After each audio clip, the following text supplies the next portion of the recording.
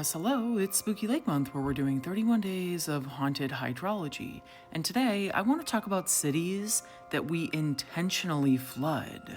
There are nearly 60,000 large dams on Earth, many of which are holding back enormous reservoirs of water that swallowed up entire river valleys, cities, and ancient architecture. Homes, histories, and even graves now lie beneath the water, with sometimes only the rooftops, towers, and church spires peeking out above the surface. It's only when drought drains these reservoirs that ghost towns emerge, their streets and walls briefly coming up for air. We usually think of these long-lost cities as myths or legends hidden beneath the surface, but even now new dams are being built and new ghost towns are being created.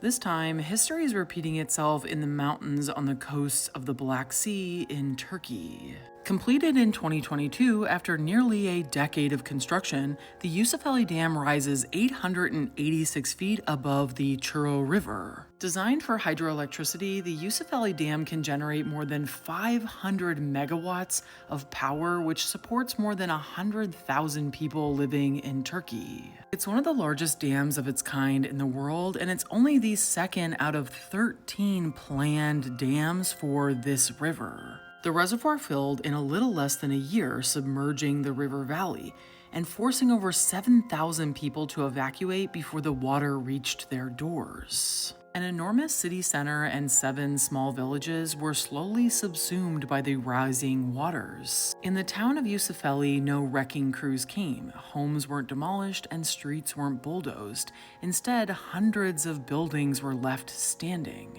Their hollow shells, along with any other trash or debris left behind, were slowly swallowed by the reservoir, 1 inch at a time. The people of Yusufeli stood on the hillsides and watched as their homes, schools, churches, mosques, and memories disappeared beneath the water. The city was only around a century old, but people had been living in this valley for over 1,000 years. Residents were relocated to a newly constructed town higher up on the mountain that overlooks the one they left behind.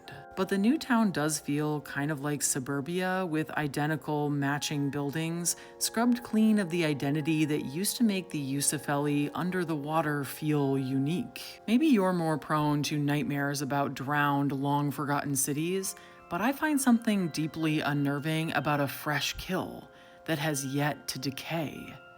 9 out of 10 spookies.